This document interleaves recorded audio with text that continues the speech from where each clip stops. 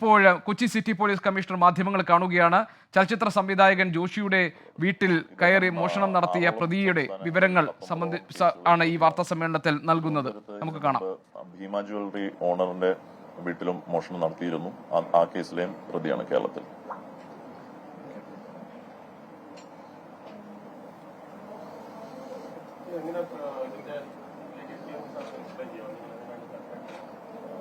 ഇതൊരു team work ആയിരുന്നു. പ്രത്യേകിച്ച് എല്ലാ ഓഫീസർമാരും ഇതിൽ ഇൻവോൾവ് ആയിരുന്നു. CCTV വിഷ്വൽസ് കാണാനിടയായി.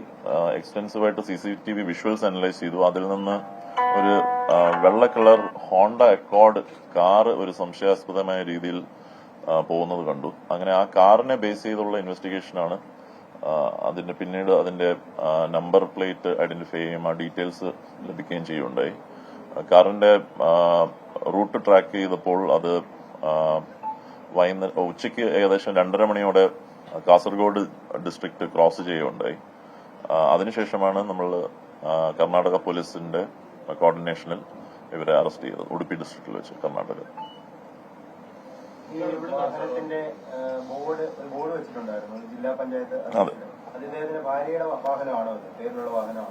വാഹനം പ്രൈവറ്റ് വാഹനമാണ്. പക്ഷേ എന്ന് പറയുന്നത് സീതാ മർസി എന്ന ഒരു ഡിസ്ട്രിക്ട് ജില്ലാ പഞ്ചായത്ത് ഓഫീസിന്റെ ബോർഡായിരുന്നു. District panchayat president Sitamarhi, ബീഹാറിലെ ആ ബോർഡായിരുന്നു ഈ വണ്ടിയിൽ വെച്ചിരുന്നത്.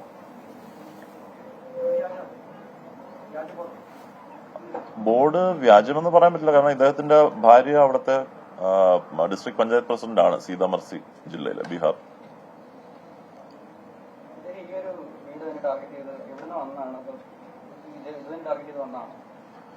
ഇത് റാൻഡമായിട്ട് ചെക്ക് ചെയ്ത് കണ്ടുപിടിച്ചു എന്നാണ് പ്രാഥമിക അന്വേഷണത്തിൽ വെളിപ്പെട്ടിട്ടുള്ളത്.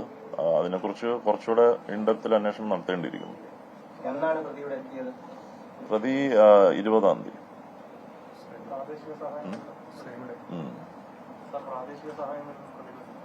പ്രാദേശിക സഹായത്തിനെ കുറിച്ചും നമ്മൾ അത് കുറച്ച് ഡീറ്റെയിൽ ആയിട്ട് അന്വേഷിക്കേണ്ടിയിരിക്കുന്നു. ബീഹാറിൽ നിന്നോ? അത് റാൻഡമായിട്ട് പുള്ളി ഗൂഗിളിൽ സെർച്ച് ചെയ്ത്, അതായത് കുറച്ച് പോഷ് റെസിഡൻഷ്യൽ ലൊക്കാലിറ്റി ഗൂഗിളിൽ സെർച്ച് ചെയ്തിട്ട് അവിടെ വന്ന് പിന്നെ റാൻഡമായിട്ട് സെർച്ച് ചെയ്യുന്നതാണ് പ്രാഥമിക അന്വേഷണത്തിൽ അറിയാൻ സാധിച്ചത്.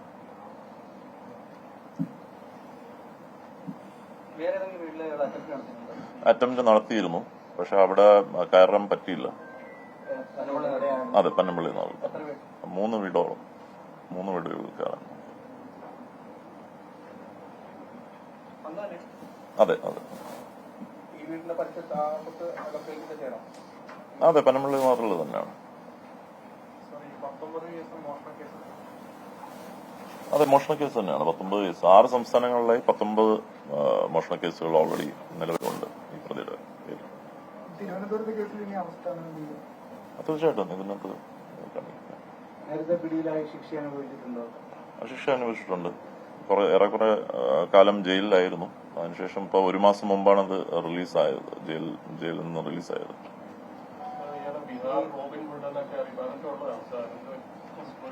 സ്റ്റോറീസ് നിങ്ങളല്ലേ സാധാരണ.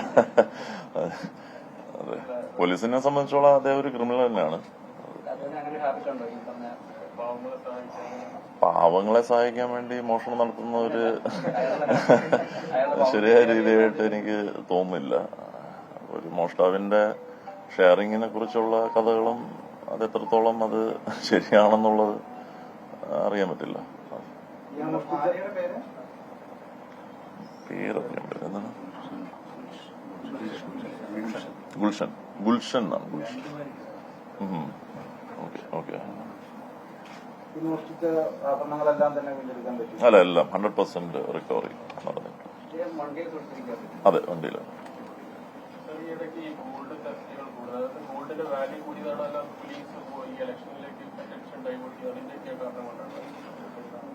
ഗോൾഡ് തെഫ്റ്റിന് ഒരു കാരണം ഗോൾഡിന്റെ വാല്യൂ കൂടുന്നത് തന്നെയാണ്. ഇപ്പൊ ഈ കഴിഞ്ഞ മാസത്തിൽ ഗോൾഡിന്റെ പ്രൈസ് വളരെ ഇൻക്രീസ് ചെയ്തിട്ടുണ്ട്. അത് ഒരു റീസൺ തന്നെയാണ്.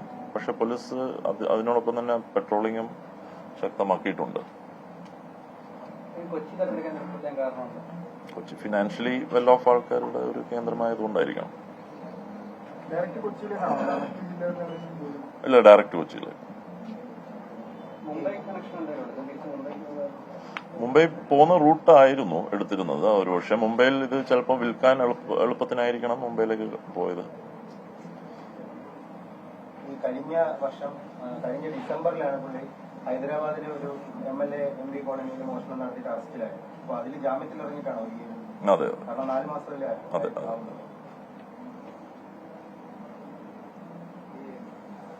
ഭാര്യയുടെ പഞ്ചായത്ത് ജില്ലാ പഞ്ചായത്ത് അതെ, അതെ. ഏത് പാർട്ടി അങ്ങനെ അതിനെ കുറിച്ചുള്ള ഏത് സ്ക്രൂ ഡ്രൈവറാണ് ഉപയോഗിക്കുന്നത്. ഡോറല്ല, വിൻഡോ.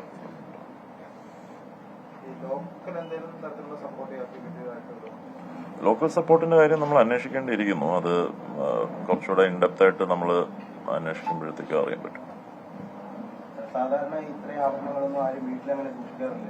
ഈ ഒരു സാഹചര്യം അറിയുന്ന ആരെങ്കിലും കൊച്ചി സിറ്റി പോലീസ് കമ്മീഷണർ മാധ്യമങ്ങളോട് വിശദീകരിച്ചു കൊണ്ടിരുന്നത് ചലച്ചിത്ര സംവിധായകൻ ജോഷിയുടെ വീട്ടിൽ കയറിയ മോഷ്ടാവിനെ കുറിച്ചാണ്. 15 മണിക്കൂറിനകത്ത് മോഷ്ടാവ് പിടിയിലായിട്ടുണ്ട്. ബീഹാർ സ്വദേശി മുഹമ്മദ് ഇർഫാനാണ്. ഈ മോഷണത്തിന്റെ ഉദ്ദേശം കൂടുതൽ പണം, സ്വർണത്തിന് വില കൂടിയ സാഹചര്യത്തിലാണ് സ്വർണം മോഷ്ടിക്കാൻ തീരുമാനിച്ചത്. ഗൂഗിളിലൂടെ സെർച്ച് ചെയ്ത് വളരെ പോഷായിട്ടുള്ള പണക്കാർ, സമ്പന്നർ താമസിക്കുന്ന ഇടങ്ങൾ കണ്ടെത്തി വീടുകൾ നിശ്ചയിച്ച് മോഷണം നടത്തുന്ന രീതിയാണ്. പ്രതി ഒരു സ്ഥിരം കുറ്റവാളിയാണ് എന്ന കണ്ടെത്തലാണ് പോലീസിനുള്ളത്. അതിന്റെ പൂർണ്ണമായ വിവരങ്ങളാണ് ഇപ്പോൾ സിറ്റി പോലീസ് കമ്മീഷണർ വിശദീകരിച്ചു കൊണ്ടിരിക്കുന്നത്. കിട്ടുന്ന പണം പാവപ്പെട്ടവർക്ക് വിതരണം ചെയ്തു എന്നൊക്കെയുള്ള കാര്യങ്ങളിൽ പോലീസിന് ആ കാര്യങ്ങളിൽ അഭിപ്രായം പറയാനില്ല. കുറ്റവാളിയാണ് എന്നാണ് കൊച്ചി സിറ്റി പോലീസ് കമ്മീഷണർ ഇപ്പോൾ മാധ്യമങ്ങളോട് വിശദീകരിച്ചത്. മറ്റ് 3 വീടുകളിൽ കൂടി പനമ്പള്ളി നഗറിൽ തന്നെ പ്രതി മോഷണം നടത്താൻ വേണ്ടി ലക്ഷ്യം വെച്ചിരുന്നു. പക്ഷേ അത് പിന്നീട് ഉപേക്ഷിക്കുകയായിരുന്നു എന്നാണ് പോലീസ് ഇപ്പോൾ വിശദീകരിക്കുന്നത്. അതിൻ്റെ വിശദാംശങ്ങളാണ് ഇപ്പോൾ നമ്മൾ കണ്ടതും കേട്ടതും.